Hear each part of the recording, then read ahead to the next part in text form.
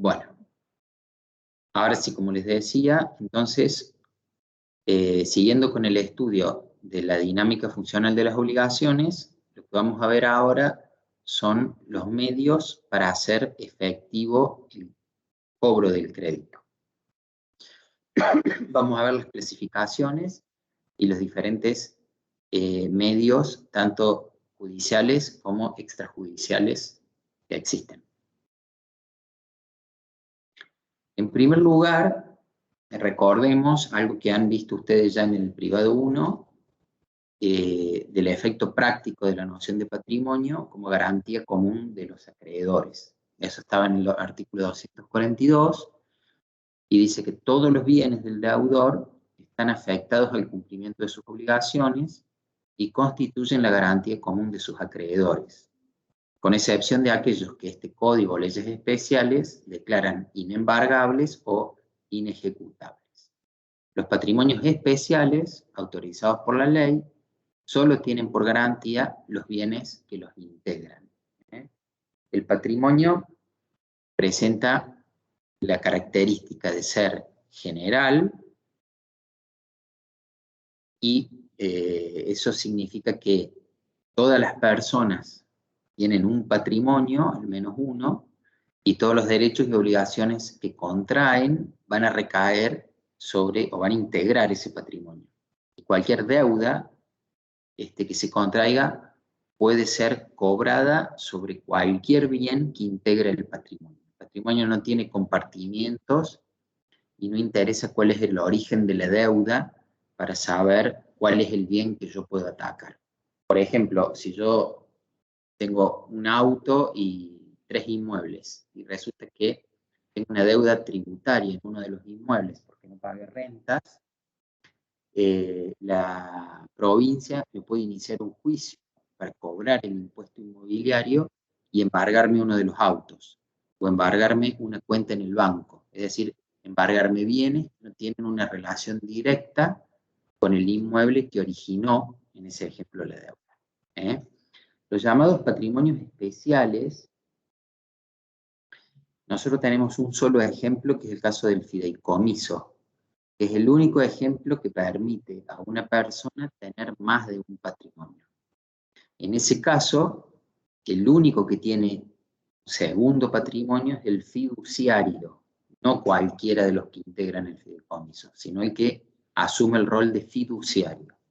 El fiduciario va a pasar a tener un patrimonio general, que es el de siempre, que se va a comportar de la misma manera para la generalidad de sus derechos y obligaciones, y va a tener un patrimonio separado y de afectación, que se llama patrimonio fiduciario, y ahí sí, los derechos y las obligaciones que él contraiga en ese carácter, como fiduciario, solamente van a integrar ese patrimonio separado, y ahí sí, si él como fiduciario contrae una deuda, el acreedor solamente va a poder atacar los bienes que forman parte del patrimonio separado de afectación. Y recuerden, no tienen que confundirlo con el patrimonio de las personas jurídicas, es una situación distinta porque ahí se crea una persona que tiene su propio patrimonio, no hay una persona con dos patrimonios.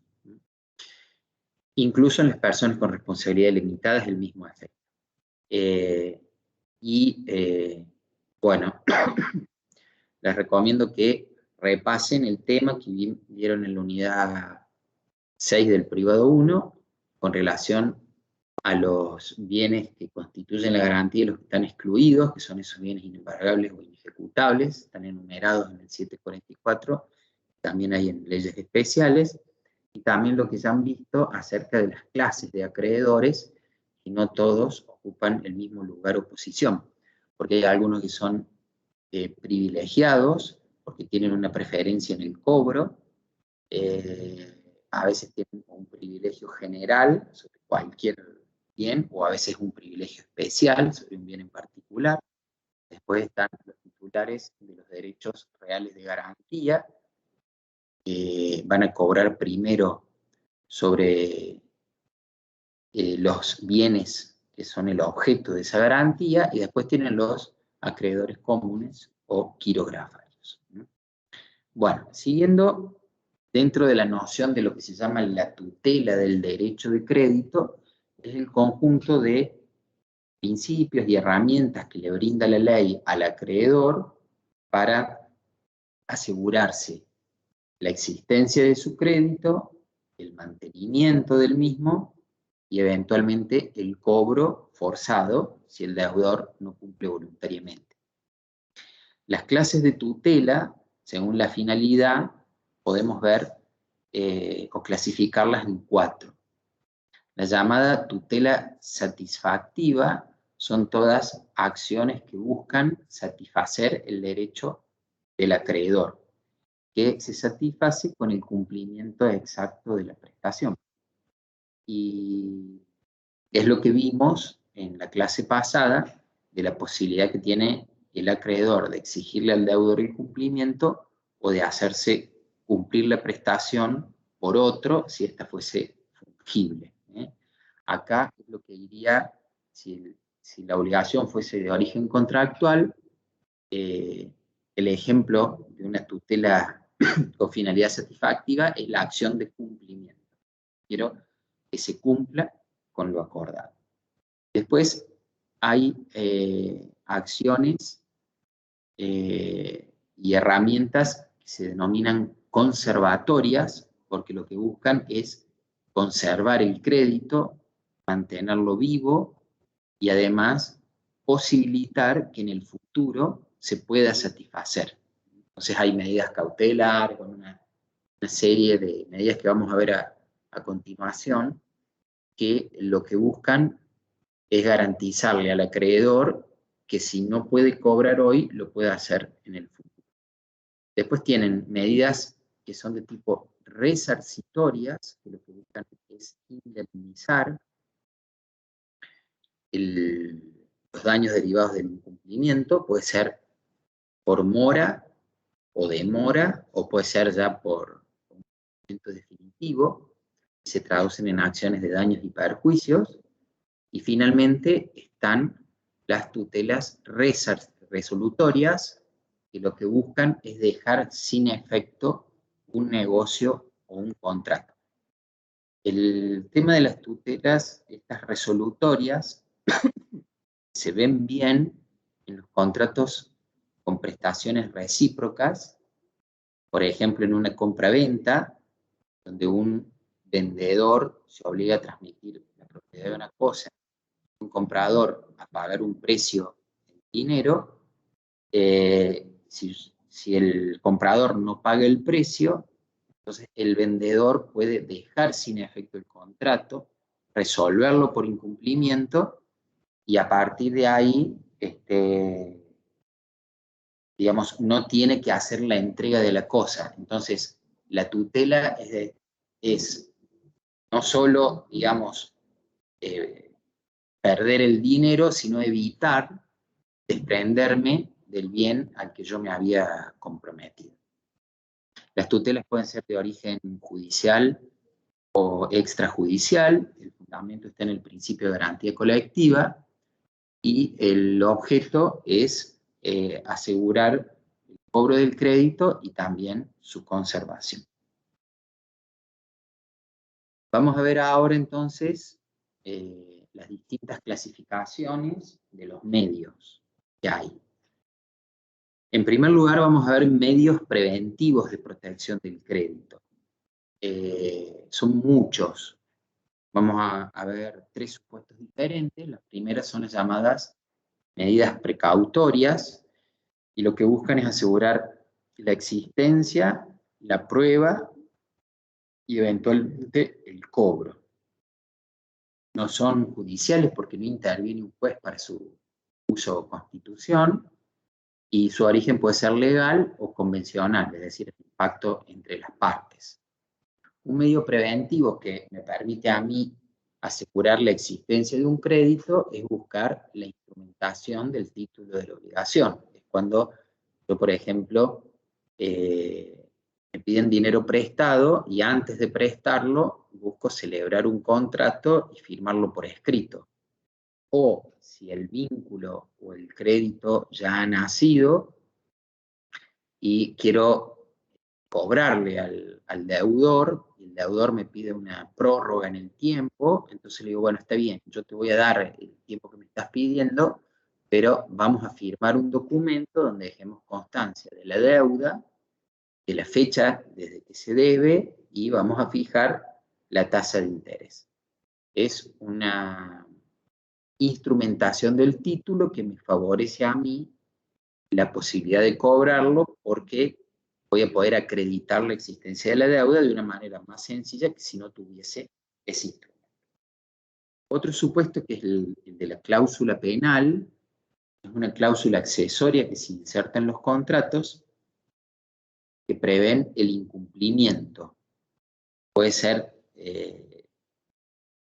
un incumplimiento derivado de una demora o puede ser el incumplimiento definitivo. Y la cláusula penal lo que hace es establecer una indemnización por daños y perjuicios derivadas de ese incumplimiento.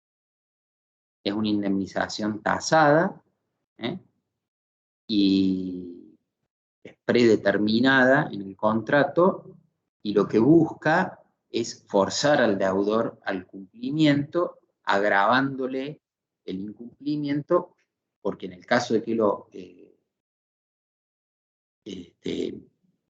no cumpla con la prestación debida en el momento oportuno, tendrá que pagar esa pena.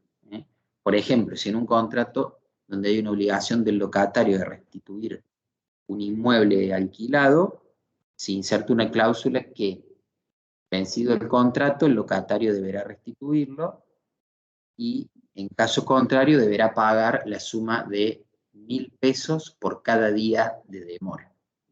Eso sería una cláusula penal.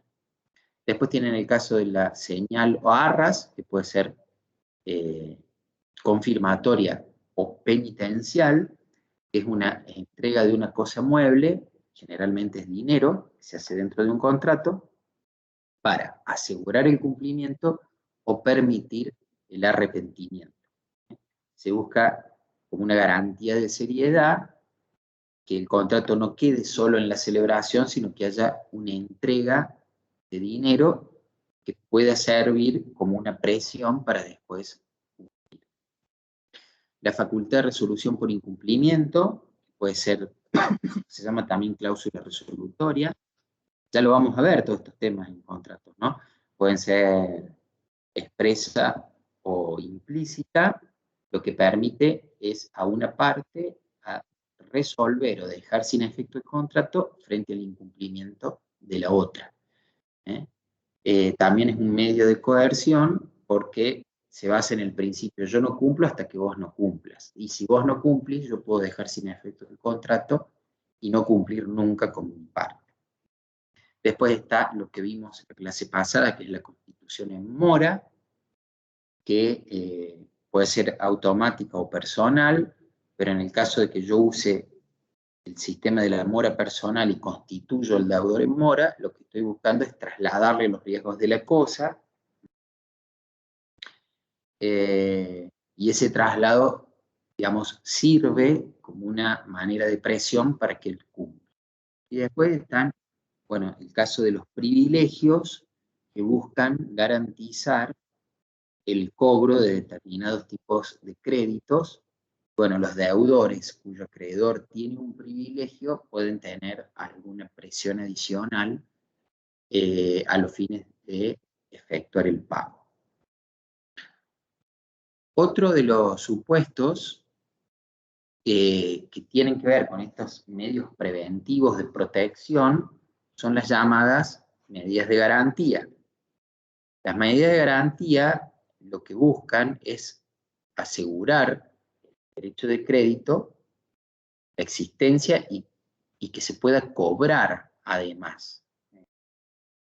Estas medidas de garantía en principio no son judiciales, aunque hay algunas excepciones, como el caso de la fianza judicial. Interviene el juez en su constitución, y pueden surgir de la ley o también pueden ser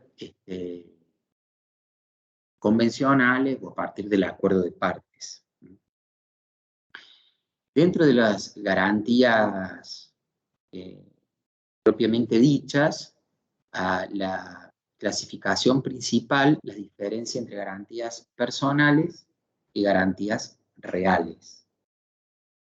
Las garantías personales recaen sobre el patrimonio de una persona y actúan como la suma o la adición a la posibilidad del cobro de un crédito determinado de una garantía del patrimonio de un sujeto distinto al deudor. La finalidad, digamos, de una garantía personal es que una deuda que debe Juan y que en principio solo puede cobrarse sobre el patrimonio de Juan, se le sume otro sujeto, que es el garante, supónganse Pedro, y ahora esa deuda no solamente la puedo cobrar sobre el patrimonio de Juan, sino también sobre el patrimonio de Pedro. Lógicamente, para que tenga un efecto práctico real, quien figura como garante tiene que ser una persona solvente o con bienes. Porque si todos los garantes son igual de insolventes que el deudor, no generan ningún beneficio para el acreedor. Pero lo que se busca en las garantías personales es eso, es sumar patrimonios de los garantes para permitir la posibilidad de cobro. Esas garantías personales tienen la gran ventaja que su constitución es relativamente sencilla y no es costosa, porque la manera de constituir una fianza o un aval es muy sencilla, se hace por instrumento privado y no hay que pagar impuestos, ni ninguna tasa, ni registrarse en ningún lado. Las dos variantes que menciona el material no son las únicas, pero bueno, son las que ustedes ven o vemos en esta materia, son la fianza, que es una garantía que otorga el fiador ante un acreedor, donde el fiador se hace responsable del pago de la deuda del deudor.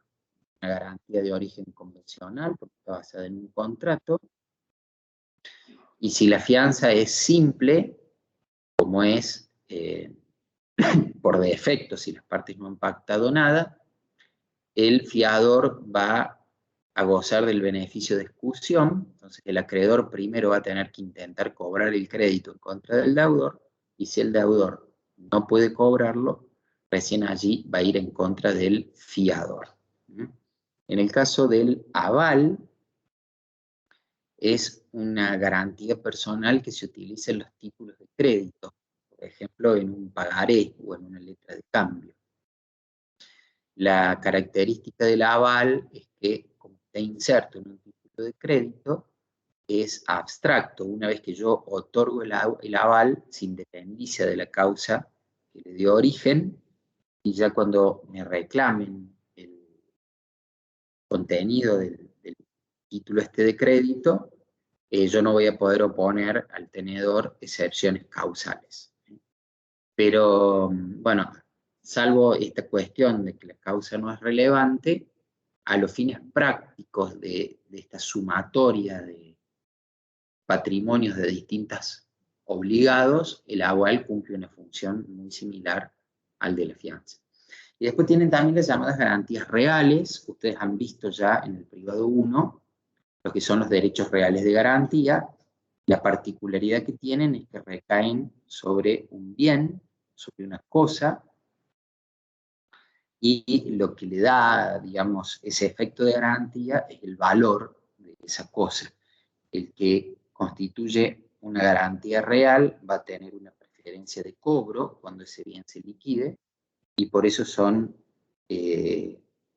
de las garantías que mayores seguridades en el cobro del crédito dan cuando están bien constituidas. Tienen el caso de la prenda para los inmuebles, de la hipoteca, perdón, para los inmuebles, la prenda con registro para las cosas muebles, y después hay muchos más, warrants, debenturas, bueno, hay distintos tipos de garantías reales. Y también están las llamadas garantías autoliquidables, que esas consisten en, puede ser o la apertura de una cuenta donde se consigna dinero, o puede ser también la asunción de una obligación por parte de un tercero, de que el acreedor, con su sola manifestación de que el deudor no ha cumplido, este tercero tiene la obligación de pagar el crédito por el deudor, o se puede cobrar de esta cuenta del dinero depositado, ¿cierto? Se llaman autoliquidables porque es el acreedor, con su sola manifestación de voluntad, la que activa la posibilidad de cobro. Después, una vez que se hace ese cobro, habrá que ver si efectivamente el crédito estaba sin pagar, o si ese crédito ha sido pagado por un tercero, podrá reclamarle al deudor que le devuelva o que le restituya los fondos. Pero todo ese trámite de determinar si la deuda existió o no, o de las acciones de repetición, se hacen con un acreedor que ya ha visto satisfecho su crédito. Es la gran diferencia con los otros sistemas. Son garantías muy costosas, cuesta mucho dinero constituirlas, así que se utiliza en general en contratos de obra pública o de grandes versiones. Y después, por último, tienen el denominado derecho de retención, que es una garantía que constituye una medida de autodefensa, ¿sí? Y que me permite a mí como acreedor a retener una cosa que no me pertenece hasta tanto se me pague un crédito que tiene que estar vinculado con esa cosa. Por ejemplo, yo soy un mecánico, me traen un auto para que lo repare, lo arreglo, a partir del arreglo nace el crédito que el titular del auto me tiene que pagar, gasto de reparación, y hasta que no me pague, yo no entrego el vehículo. Ese es un medio muy fuerte de garantía porque le impide al titular de la cosa recuperarla para su uso. Bueno, vamos a pasar ahora a los últimos de los denominados medios preventivos de protección del crédito, las llamadas, medidas cautelares, que estas sí son judiciales. Lo que buscan estas medidas es asegurar el derecho de crédito y la posibilidad de cobro. Ustedes tienen que pensar que cuando se inicia un juicio, hay una parte que va a invocar la calidad de acreedor, se va a iniciar, generalmente es el que lo inicia, el actor. Y va a comparecer ante el juez y va a decir, yo vengo acá porque soy titular de determinado crédito que proviene de tal negocio, el deudor es tal persona y el crédito es por tal monto. Por cómo funciona un proceso judicial, este acreedor, supónganse que ha planteado una demanda, entonces el juez le va a correr un traslado de esa demanda al deudor, a quien está demandado. Lo va a citar al juicio y le va a decir, mire, acá hay una persona que se ha presentado que dice que es acreedor suyo, ¿qué tiene usted para decir? ¿Es real? ¿No es real? ¿Existe el crédito? ¿Lo debe? ¿No lo debe? Y bueno, y ahí se traba lo que se llama la litis, que es el conflicto dentro del marco de un juicio. Cuando se inicia un juicio, e incluso después del inicio a veces, en el desarrollo del juicio, puede ocurrir que el acreedor tenga temor que hasta que el juicio finalice y el juez, a través de su sentencia, declare o reconozca la existencia del crédito, que el demandado, en enajene todos sus bienes o se quede sin bienes y cuando salga la sentencia no va a poder cobrarlo. De hecho, a veces ese es un temor fundado porque en el momento en que el demandado se entera que tiene un juicio en contra, que puede llegar a perder, puede pretender buscar acciones para desprenderse de sus bienes y así evitar que el acreedor cobre. Por eso es que se dan en el marco de estos procesos judiciales la posibilidad de que el acreedor, o quien dice ser acreedor, le pida al juez que adopte medidas cautelares para asegurar que en caso de que él gane el juicio, o sea, que la sentencia le sea favorable, se pueda cobrar. Por eso están estas medidas, que son las que vamos a ver ahora, son varias, no son únicamente las que están acá. Vamos a ver el embargo, la inhibición general y la anotación de litis, pero hay otras más. También tienen que considerar que estas medidas se toman para asegurar un crédito que no necesariamente está reconocido todavía judicialmente. Por eso es que se exige como requisitos para su procedencia 3, que están mencionados acá. En primer lugar, se llama la verosimilitud del derecho. Esto es que el crédito que invoca el acreedor aparezca como verosímil, como que puede existir, como que es un crédito real. ¿Cómo acredito yo la verosimilitud del derecho? Bueno, por ejemplo, me presento, digo, yo soy acreedor de Juan porque le presté plata y acompaño una copia de un contrato de mutuo o préstamo de dinero del que surge. Yo soy el mutuante o el que prestó y donde está el nombre de Juan y aparece una firma. Entonces aparecería como prima facie de que efectivamente yo soy acreedor. Después tiene que haber un peligro en la demora, es decir, tiene que haber un peligro cierto de que si no se adopta alguna medida, después sea difícil o imposible cobrar ese crédito. Y después tiene que haber lo que se llama una contracautela, que es una garantía. Tiene que dar quien se dice acreedor ante el juez de que en el caso de que la sentencia la pierda, es decir, que el juez diga que el acreedor no era tal, él invocó una condición de acreedor que no tenía,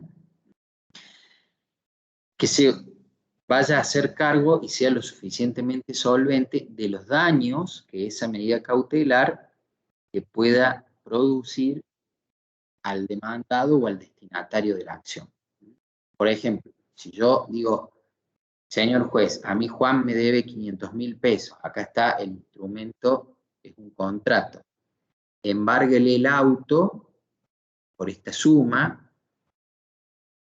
porque caso contrario él puede disponer de ese auto y yo no me voy a poder cobrar, y después resulta que, producto del juicio, llegamos a la conclusión de que no me debía nada porque él ya me había pagado. Y mientras tanto, ese embargo le podría haber ocasionado a él algún daño porque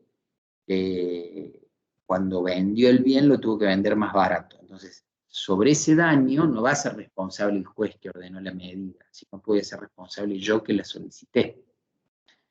Y el juez me va a pedir, antes de disponer la medida, que yo ofrezca alguna garantía frente a ese supuesto de que tengo patrimonio suficiente para responder. Así que yo podría ofrecer una garantía real o una personal, puede ser una fianza, en ese caso se llama judicial, y eso es lo que constituye la contracautela. Si no ofrezco la contracautela, no me van a librar esa medida. Bueno, ¿cuáles son las medidas más comunes o más frecuentes? En primer lugar, el embargo. El embargo se hace sobre un bien determinado y supone una indisponibilidad relativa bien particular. ¿Por qué es relativa? Porque el dueño del bien puede enajenarlo si quiere. Yo puedo vender un bien embargado siempre que el que me lo compre sepa que está embargado, ¿sí? No me impide la venta o la disponibilidad. Lo que ocurre es que el que adquiere el bien, al conocer de la existencia del embargo, si después resulta que el juicio que motivó el embargo, el acreedor lo gana, el acreedor va a poder ejecutar su crédito sobre ese bien, aunque ya no pertenezca a su deudor.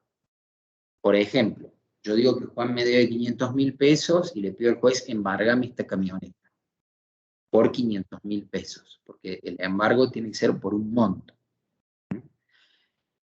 Juan puede seguir utilizando la camioneta con ese embargo y también podría venderla si quiere. Supongan que la venda a Pedro. Pedro toma conocimiento del embargo y si cuando finalice el juicio resulta que el juez reconoce que Juan me debía a mí, yo me voy a poder cobrar sobre ese bien, aunque ya no le pertenezca a Juan, sino que sea de Pedro. La inhibición general se utiliza cuando no se conocen esos bienes de manera particular. Y por eso se pide una inhibición general. Y afecta a todos los bienes y los registros llevan, digamos, como una sección especial, que es donde se anotan estas medidas generales. También se hace por un monto máximo que determine el juez y le impide al titular de esos bienes a disponerlos hasta tanto no se levante la inhibición. O podría él, si quisiera y tuviera el dinero, sustituirla por dinero en efectivo.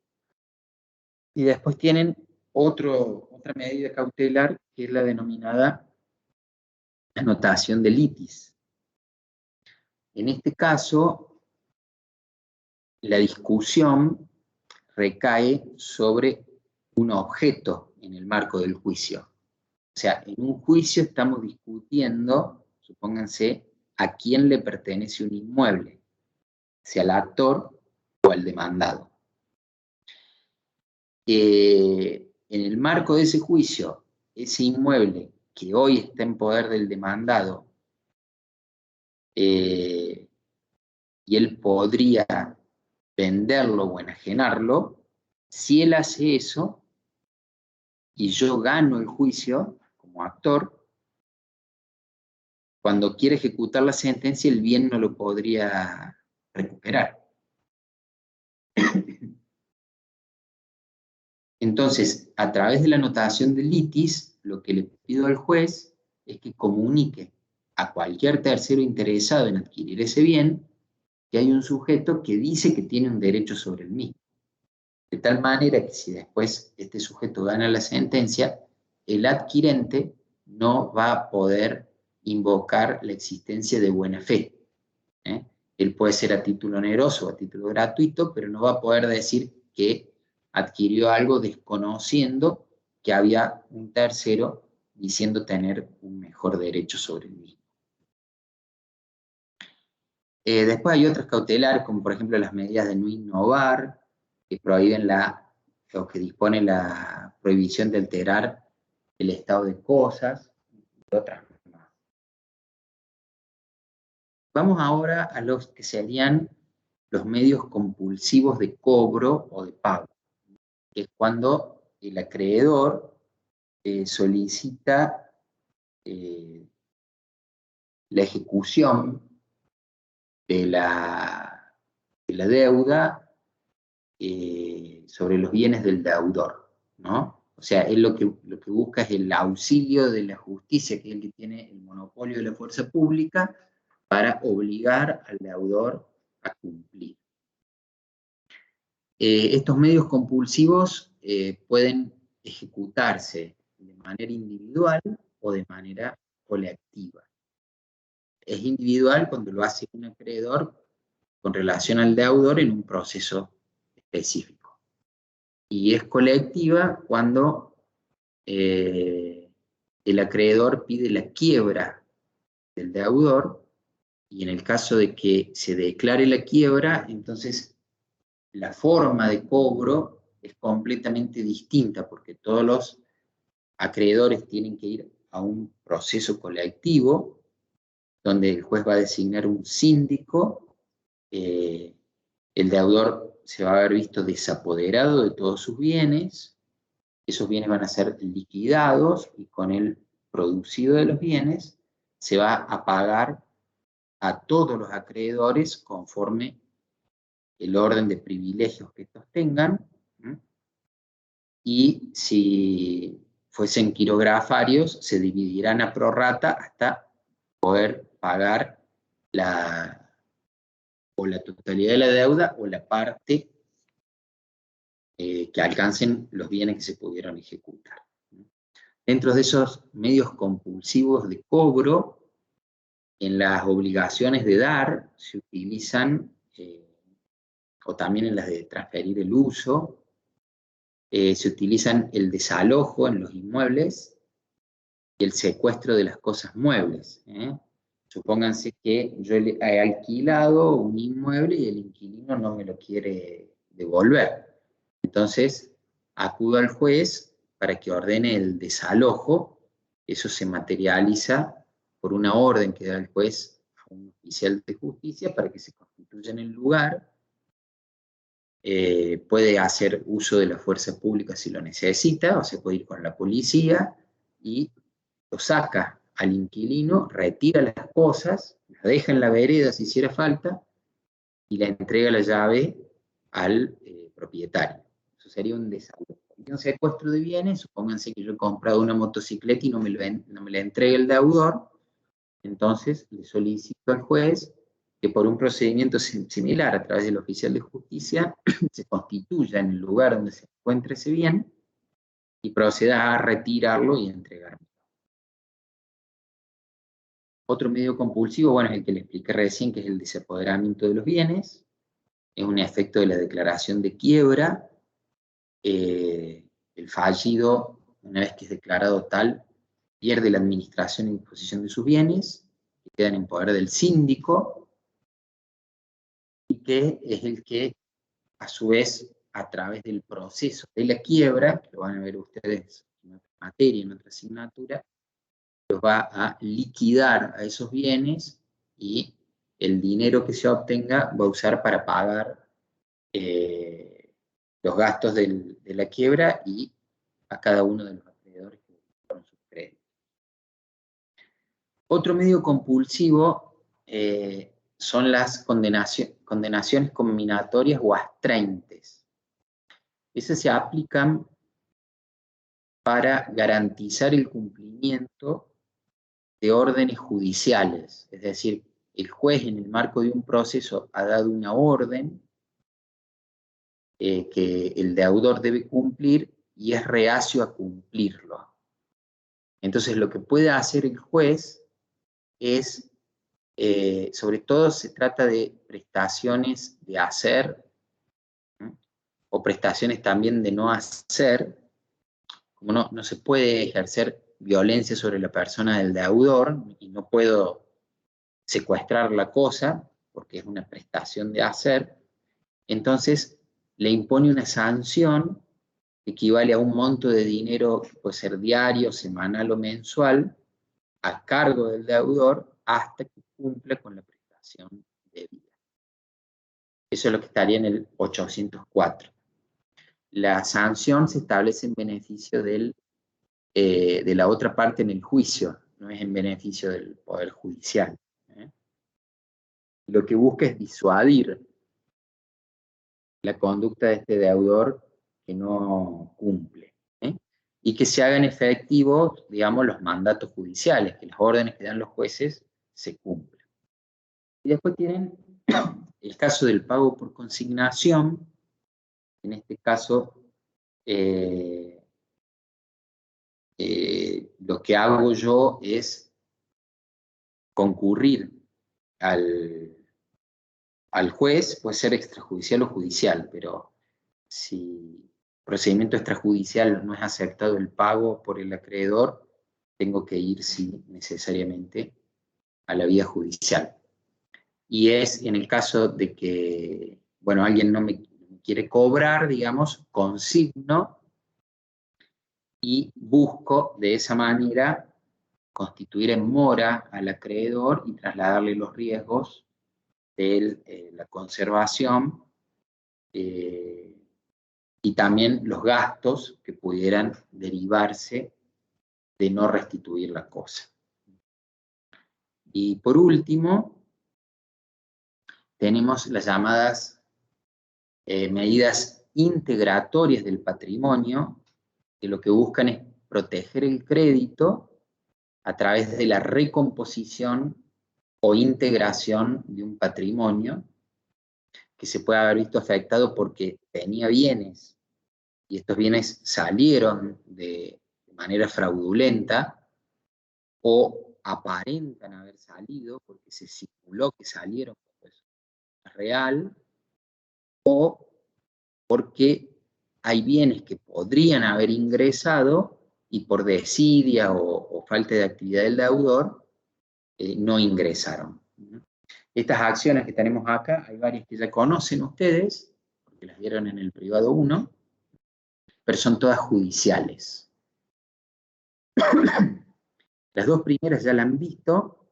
Una es la acción revocatoria o pauliana, también digamos, es la acción que actúa frente al fraude, ese vicio del acto jurídico que es el fraude, y lo que busca es que el juez declare para quien ejerce la acción la inoponibilidad del acto fraudulento, es decir, para quien ejerce la acción se hace de cuenta que ese acto fraudulento no se ha producido. De esa manera, pareciera que ese bien que ha salido del patrimonio del deudor, para ese acreedor, hacemos de cuenta que no salió.